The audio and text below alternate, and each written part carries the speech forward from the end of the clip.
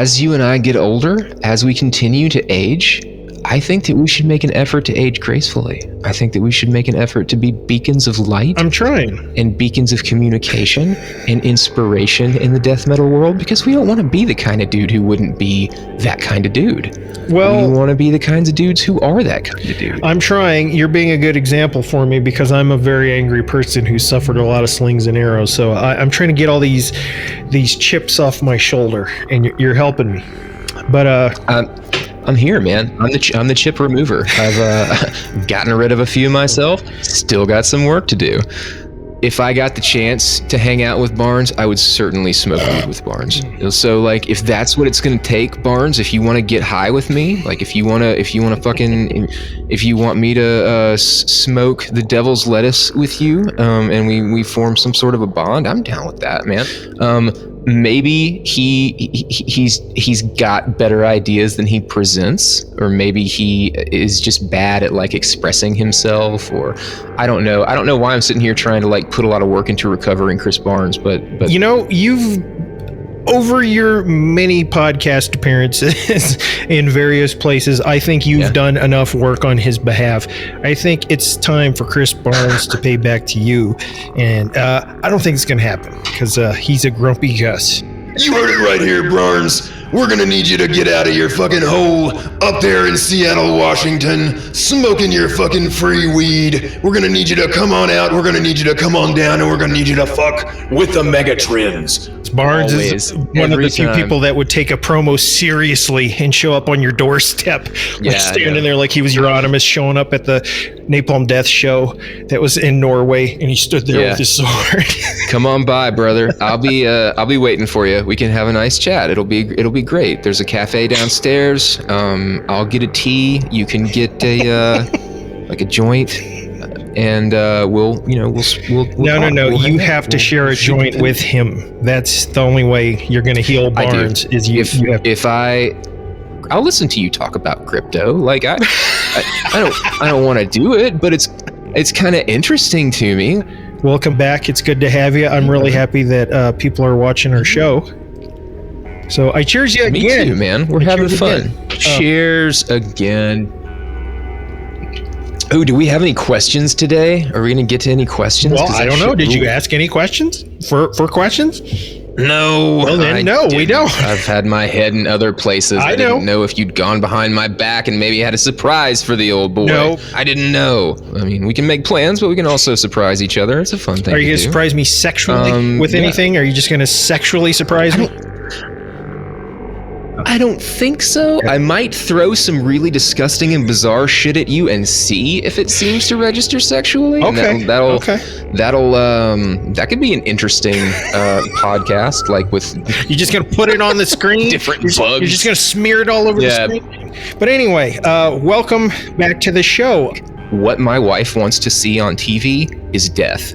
Like the only thing that she really feels comfortable watching, like her comfort shows, my wife, are Scandinavian crime noir. Some lady in a big giant snow coat trying to solve a murder in some Norwegian village that's all snowy. Yeah, and there's a body that's chopped in half on a border and thing. You know what I mean? Right. Like it's all it's like frozen under the ice, and they find it. Yeah. It's really they think it's the guy at the sawmill that did it. Yeah, it is. But like so much of it is just like brutal violence, and then like these brooding characters just like walking around in like Twilight. You know what I mean? I raised my class. Stuart Anstis from CRADLE, a legendary guitar player, legendary riff writer. Legendary guitar player. We were talking about him the other day. We were talking about the incredible work that he did with Cruelty and the Beast, man. And like the guy was young. Stuart Anstis. What did he write? Everything. Paul, he started with Paul on that. Paul Allender, and he and Paul were kind of 50-50. When Paul left, it was all him. He wrote everything you can think of. Queen of Winter Throne, that's Stuart. That's all him. He wrote everything that you love on Dusk and Her Embrace. he wrote everything on Cruelty and the Beast. That's all his riffs. That's all his writing. Dude, that's all his incredible. ideas.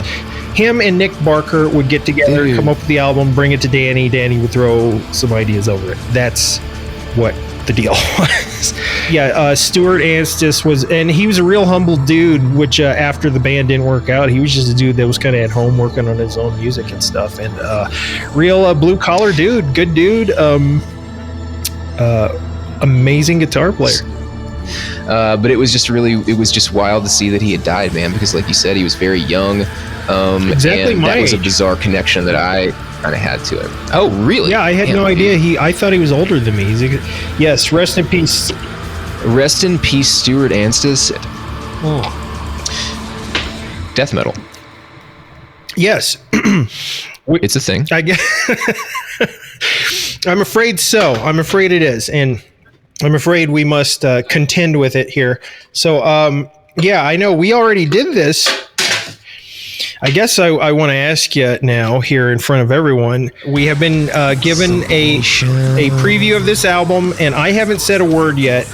I've listened to it, but I haven't said a word anywhere. You've already kind of spilled the beans on social media. So when you know somebody and they're a good dude, and you know that they're a good dude, when they give you their art, you know what I mean? There's always at least a little bit of a pang sort of deep down inside where I'm like, God, I hope this isn't bad shit. This is the hard part here. Is the news you have to break here. You know that you have to say this about your friend's music. But go ahead. I would be very, very honest with Sublation. I like Max, and he sent me that record, and it was just fucking dog shit, man. I didn't really, I wasn't able to get anything from it. Well, look, on the real, seriously, real talk. There's nothing more gratifying than when like a super good person gives you their art and it's super fucking good too. The new Sublation record is also the first Sublation record. It is technical death metal. They're marketing it. Marketing's not probably the proper word, probably, but like they're describing it as blackened technical death metal. Interesting. And I guess there's some elements of that there. But by and large, I feel like it's just a really, really solid technical death metal record. And I feel like as far as debuts go, it's one of the best debuts I've ever heard. I'm psyched about this the same way I was psyched about Vitriol's debut back in 2019. Yeah. They put out a record called To Bathe from the Throat of Cowardice. First thing I want to say, the new Sublation record, the first Sublation record, it's self-released, it's self-produced, it is just a fucking towering achievement of technical death. I love music that challenges me. Yes, right there for sure. But I'm not always comforted or moved by music that challenges me. I haven't said anything about the Sublation since it was given to me. I haven't said anything on social media. Haven't said a word. Haven't given any indication of my thoughts. You've been holding it in whatsoever. And I think it's time you did that. Time for me to drop. Okay. Well, here's the thing. This is a problem that maybe you do or don't have. And this is my problem when I listen to certain releases from certain people that I know. Is the burning jealousy that I get as a musician when I hear someone that makes something so fucking good that some of the songs and riffs that were written are so much better than what I could come up with. And I feel it. It hurts me how good it is. Yes. So that's a problem that I have. Like, I think that there's something cool about that. That's the dichotomy. It's humbling. It stings me and it burns me with pleasure. Yeah. It's very accessible technicality, full of melodicism and heaviness. Like, not so much of the, much more of just like still going for heaviness and brutality. And also tons of mood. Like, I caught a lot of Gorgutsian kind of moods. Congratulations, guys. Congratulations. I really want you, person out there watching Megatrends In Brutality on YouTube as we drink Polar. I want you to go out and listen to the new Sublation record because I think that you're really going to like it, and I think we got some good dudes here who deserve support for this really, really, really cool thing that they've put together, and I wish them all the best, man. You're not going to be able to shut me the fuck up about Sublation. Nobody's going to get me to shut up about Sublation. I was going to say it's only a matter of time before these guys get signed to the Artisan era, is my prediction. That's one of the labels that has got me more into tech death than I've ever been before, because that's an area that, you know, it can be wanky and boring, and, you know, but when you get good tech death, it really is just transcendent, you know. Max and the drummer in Sublation have been together for a long time. Before they were in Sublation, they were part of another band called Fisthammer. It's less technical than Sublation by a good bit, but you can still see a lot of similar sort of songwriting. I got on Metal Archives to take a look at Fisthammer's background when I got the CD, because I was like, number one, how the fuck have I not heard this? And number two, what are these guys up to now? Mm-hmm. And I see a review for this album, this Fisthammer album, Devour All You See. Great title. It was like a 0%. Yeah, 0. Like 0%. Well, that's a guaranteed listen. If I see a 0 review, I'm like, well, I'm in. I got to check this out. Let me tell you, I've discovered more good albums because of bad reviews. The tagline is a puzzle made of turds. See, that's immediately an album I want to listen to. A puzzle made of turds, you say? I think. Sign me up. I want to sink my teeth into this bad boy. I want to solve that puzzle. that in and of itself, like you said, like when I see an abysmally low review like that, where it's obviously somebody who just like had a really bad day and like came across randomly a record that has no fucking. I've done that before. Oh, me too. As a younger, angrier man. Totally unnecessary review of a really competent band. Hold on, I'm just thinking now we should change the name of this show. Puzzle made of turds. I think we've discovered the true name of this show. Sorry. Turd Jenga with Schuler and Patrick. We're going to see how high we can stack these fucking turds before something bad happens. Oh, boy. Jenga! Yeah, see, you got to give it to someone. Hey, if you gave it a bad review, at least you made it funny. So I'll give you points for that. I don't know exactly how Fisthammer ended. I don't know if it was acrimonious. I don't know. I do realize... No, I don't think they have anything to do with the band Acrimonious. Sorry, go ahead. I got to start all over again. Now I got to fucking go back to the drawing board. Damn it, you're right. I'm end the recording. You're right. You're right. Yeah, I'll stop the whole thing. I'm going to throw the whole thing in the garbage. Yeah, Sublation, Fisthammer. Listen, here's the point, all right? What's the point, Schuler? We've been sublated. We're all going to be sublated.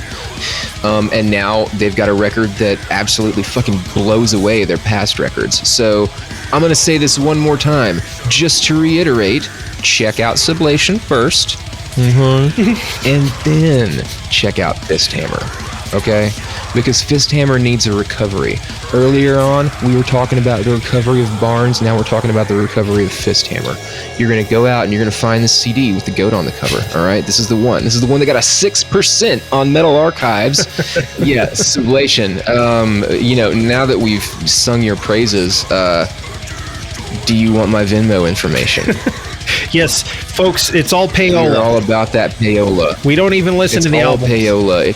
If we're talking about you on Megatrends In Brutality, you have paid us, and we are happy. And we hate it. We actually hate the music. No, we're only doing this strictly for the money.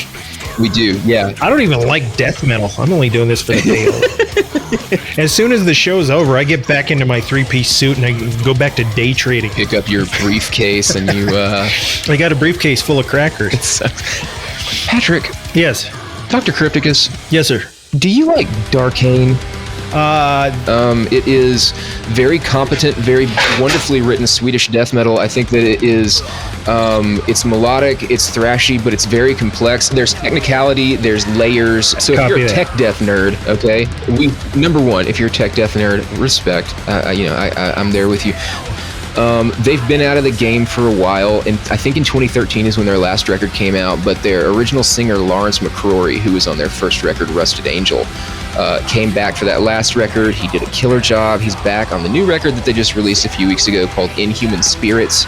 I had to hold off. I had to wait so I could get my Japanese copy because there's a bonus track on that motherfucker, and you know how excited I get about Japanese bonus tracks, and it's really good. But the thing is, like, this may be DARKANE's best album. It's fast. It's intense. I think you're gonna like it. The new DARKANE is really good, but if you're gonna start, if you haven't heard them before, if you've heard them before but you thought that they were somebody else or whatever, I did. The record that I'm gonna recommend you start with is Layers of Lies. Okay. I think that you're gonna like that record a lot. All right, done and done. God damn you, because you fucking made me listen to Soulfly the other day. Recently, I discovered that Patrick was under the impression that Soulfly was still a nu metal band, and they put out a couple of fucking sick nu metal records back in the day, but by God, they hit that fourth record and they said, let's bring the fucking thrash back to an extent. And so Patrick went back and checked out some Soulfly shit, man. How did it go? I put everything aside. You're one of the only people that can make me do that. And I'm going to do the same thing with DARKANE now. So it's like, I got to get through so many bands, so it's like, I don't have time to go back and see what Max Cavalera is doing. But so it takes someone like you to convince me. So I went back and, I didn't go back. I went now. I just listened to the new one. And I was like, I'm going to give this 2 songs. And I listened to the whole album and it totally whipped my ass and it was fucking great. Fucking great. Right, really man. great. And it feels good to listen. It was really good. Dude is still so energetic, so passionate. I love the production on it. Yes. Arthur Risk fucking absolutely nailed Soulfly production. Going back under your auspices and checking it out, it really hit the spot. And I really like the new one. But change that logo. Yeah, that makes me happy. Change that fucking logo. You don't like the fucking, you don't like the Kung Fu font? I've avoided them for 20 years because of that fucking font. Change the logo. I have the sole reason I don't have a Soulfly tattoo is because of the logo font. Sepultura logo. I don't like amazing. Soulfly logo. Totally good. Yeah, fix it. Not so good. But for real, like I like the idea that we're both fucking jazzed on younger bands who are bringing interesting and unique things to this genre, or dipping back into stuff that the genre has encountered before and trying to bring it back in a different way. Like that to me is really cool. It's interesting. It's vital. Yes, and I think a good part of this show should be us talking about older shit too. I brought a couple of different things. One of them is the new split release, the new split cassette from a band called Nunslaughter and another band called Fluids. Oh yeah, I think you took part in this, didn't you? I believe. I did. I took part in this. I sang on one of the Fluid tracks, but the thing is, like the Fluids thing is not some. Like Fluids is great, and I love Fluids, and I've talked about Fluids on the show before, and half my band is dudes from Fluids. But one of the things that I was kind of curious about here is Nunslaughter is one of those bands who is a bit underrepresented for me. I have this Nunslaughter split with Fluids, and then I have this 3-disc collection. It's called The Devil's Conjuries. All right, I guess it's just a lot of it looks like there's like split shit and B-sides and stuff like that. This is a legendary band. Like they're massive. A lot of people have a lot of, if you're younger and you haven't heard of Nunslaughter, the bands that you like have heard of Nunslaughter and are probably influenced by Nunslaughter to some extent. But just like I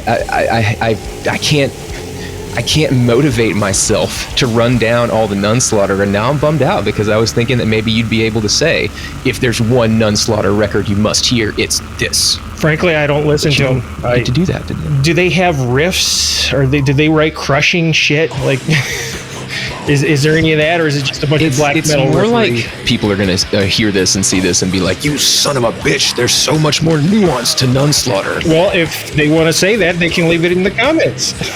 That's the whole point. For me, Nunslaughter is what happens when you just have a punk band playing black metal. Okay. Like that. And that's exactly what I'm not into. There's just, it's so fast and loose, like you said, sloppy. I do, like, part of that I do think is fun, and part of that I do think is interesting.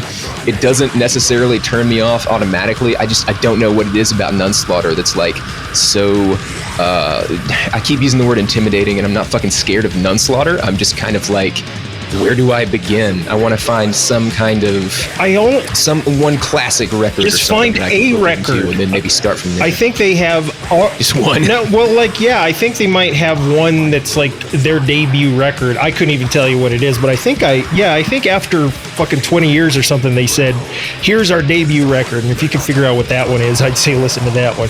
I'm not into punk at all. Like, the only punk I've ever liked was the Misfits. Yeah. And that's because the Misfits really, verged into metal, quite a bit.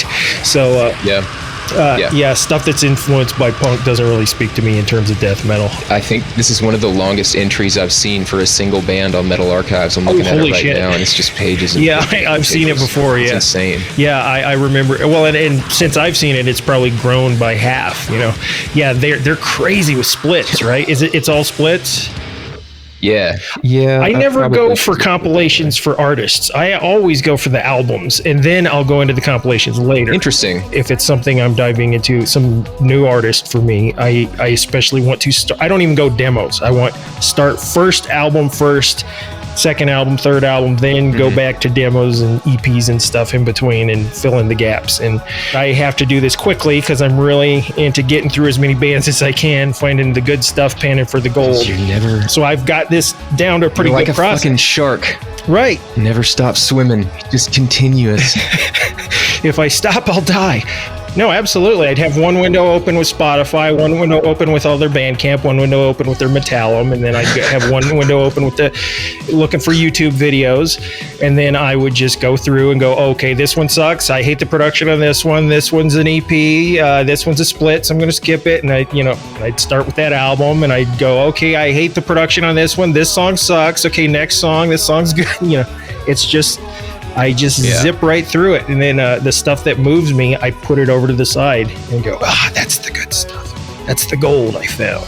I have a system for that too at this point, and it's not as perfect as the system that I used to have. My earliest system as like an adult for doing this as an adult in the age of technology, I had a decommissioned BlackBerry Bold. Get out of here. But like it was old, and I had upgraded to a different plan, and like I couldn't use it anymore, but it still worked. I used it basically as just like an MP3 player. Yeah, the brains of it, you just filled it up with songs. Filled it up with songs, and I would be able to delete songs from the BlackBerry as I determined that I didn't like them, or that they weren't fit for like my workout or what, you know what I mean? Like if it's like with Rune Magic, and we took a deep dive on that. Does it kick ass? Yes. Is it running music? Not necessarily. Yeah. You go through and you just go, this didn't work for me. Next, this, and then you just condense it down to what you love, and then you have something to look at there. Exactly. So yeah, you've got the same process. I don't know why don't you use that anymore? Because you don't have the BlackBerry? Yeah, the BlackBerry fucking died on me, and I have yet to be able to figure it. So after the BlackBerry, I was like, you know what if I were to buy a machine that were built, that were created, that were designed specifically to carry with you? Yes. Like while you listen to music and do things. Yes. Lo and behold, I discovered the iPod Shuffle and became quite a fan of that. The little bitty square one. Couldn't delete anything off of that though. There was no screen or anything. They were just like buttons. You couldn't delete songs from it. Okay, I see. Yeah. And then with an iPhone now, so like I did that for years. Now what I've done is I just load music, I load files onto my phone, and I listen to them from my phone. I do that too. I just go real old school. My shit's not synced at all. I just have a folder on my phone that, I'm Android, so I just plug my phone into my computer and load songs into a folder. Then I unplug it, and the songs play right off the phone. And that's it. Music OLED, and it's got really great sorting options and shit, and it displays cover art and stuff. Nice. And I listen to a shitload of gothic rock while I'm riding my bike. I bet a bike ride on a fall day in Colorado with some fucking goth rock blaring in the headphones is probably a fucking religious, a spiritual, a transcendental experience. You have described something I do very often with perhaps some legal reefer as well might be part of that equation. Yes, and it is transcendent. And this is why I don't have kids or a wife, because this is my obsession. Oh man. you hit your 40s and decided not to have children. I feel sorry for you. You're going to be sad when you find out that you've got your entire life ahead of you and nothing to do but enjoy it. Like, oh man, I'm so sorry. We'll get past it somehow. Next on the hopper is just, I feel like we can extol the virtues of another scene luminary who I got to witness someone sort of being introduced to him on Twitter this morning. Larry Wang. Fucking Larry Wang. Larry Wang, first Wang, come on the show. Or any show. I just want to hang out with you. I want to talk to you. I want to experience your jovial love of life and your hair. I think that your hair is really cool too. You want a Wang Chung? I do want a Wang Chung. I want a Wang Chung tonight. I want to fly out to hang out with him. One of the things that was interesting to me about this discovery of Larry Wang's bands earlier today is his affinity for absurd titles. And while, that's something that you see that a lot in slam and brutal death metal, right? You're going to see absurd titles all the time. And a lot of times I think that it's like overtly, trying to be edgy or whatever. And these are genre conventions that we, have our own relationships with. Well, Larry Wang is some bands he's a little bit more serious, but like my favorite Larry Wang band is Fatuous Rump. Oh, okay. I didn't know that was one of his. Okay. Oh yeah, dude. And that's one of my favorite things about this band. Number one is his fucking frog noises. It's absurd. The golden throat of Larry Wang. It's just like he can't. I want to hear his regular voice because I'm sure it has nothing. It's nothing like that at all. But his song titles though, man. Let's take a look at some greats here. Disposing Slobs of Corporal Fatberg. Yes. I love that imagery because you know what a Fatberg is, right? Oh yeah, I know what a Fatberg is. I've heard about that. I became obsessed with them for a little while just because I was like, folks, Google Fatbergs. Yeah, there will be a picture of it showing right now. It's a really interesting. It's like if the sewer got a lipoma. Think of it that way. Well said. Some rank shit. But speaking of rank shit, these three different Fatuous Rump records that I have Brutality, Disposing Slobs of Corporal Fatberg, and Propagation of the Foul. And some of these fucking... So there's one called Anal Addiction, of course. Fabricating Bitumen. Copropopulation. Okay. I guess that's like doing it with doo-doo. Doing doo-doo. Stagnant lard of plundered gore glob. Oh, wow. I like that. Now, Disposing Slobs of Corporal Fat, those are from Brutality. Disposing Slobs of Corporal Fatberg is where they got like, it's like tongue-in-cheek, but also kind of creepy at the same time. So like the opening track is called The Dark Coming Inside Now. I love that. The second track is called Where Does the Chewed Food Go? I love that kind of that like absurdist angle on death metal. I love that kind of stuff. There's and hair in the woods. That's nice. Horrifying to me. Yes, I love it. See, that's what hair I'm saying. In the woods. Exactly, like the especially with the gore stuff where it gets like really meticulous, where like the persona who's speaking or whatever is like, and now I slice this, and now I cut this, and now I pull this, and you feel this. I'm like, okay, I get that, and that's cool, and there are plenty of things like that I like, but like when like Larry Wang, who is not a native English speaker, which I think is really, really cool, definitely adds to it. Is able to give you this bizarre construct of language that you can like populate with your own fears and the things that you think are creepy. Hair in the woods is definitely one of those things. Exactly. There's another one called That's Not Sleep. Oh wow, that one is. I love that. What is it then? I love that. That's almost like a Junji Ito horror story. Like, what does that mean? I'm wondering if that's maybe where he's going, like for inspiration, but like towards the end of this is where it gets absolutely fucking crazy. After that is soon, very soon now. After that is these are great. After that is don't. After that is don't encourage them. And the closing track is called It Can't Scream. Oh my God, I'm so jealous of these. God, that's so great. What a brilliant palette that Larry Wang is painting with here. Like, yes, the dude has an obscene fucking throat gurgle, and if you've never heard him do vocals before, you should definitely check it out because it's like a modern wonder. But also at the same time, like, this is an interesting area of death metal when it comes to song titles and even lyrics, where like they're almost like each song title is almost like this creepy little weird short story almost, because you can construct this entire like payload of interesting imagery and fear to this weird series of words, like Hair in the Woods. It always gets me stoked when I get to watch somebody like find out about either like a prolific artist or a really cool band. When I get to watch this happen in real time on Twitter, I always get stoked just because it's cool, man. Somebody else is beginning this journey that I love so much, you know? But with Larry Wang, man, yes, he may be in a band called Coprocephalic, okay? But there's more going on than just shithead jokes. We're talking about depth. Here's to Larry. I discovered Mr. Wang via Coprocephalic, and I'm still behind on a lot of his projects. But like you said, ubiquitous. Let me tell you something, brother. There is a lot of, well, I don't know. I don't remember what we've discussed throughout the course of different things that have... Well, whatever. You're not Maury. You don't have to sum it up. This isn't the Jerry. All right, folks. Today, this is what we meant to say. Here, I'll end it with this. We got one question on Twitter from Skullgrinding, who said, Crypticus didn't answer my last question. So here, I'll answer your question, goddammit. Says... Is there such a thing as too much pig vocals? No. End of show. Be too much pig vocals. That should be the end of the show. You need to end it right there, actually. That's it. The end of the show. There is absolutely... There's never... Ask Larry Wang if there's such a thing as too much pig vocals. Larry Wang is really interesting because he's like a conglomerate of animals, right? We love to use animals to describe like the different kinds of death metal vocal styles. Yeah. And Larry Wang is like the predators, pigs, there's crickets. Definite crickets in there. Predators, pigs, crickets. He is a combination of these things.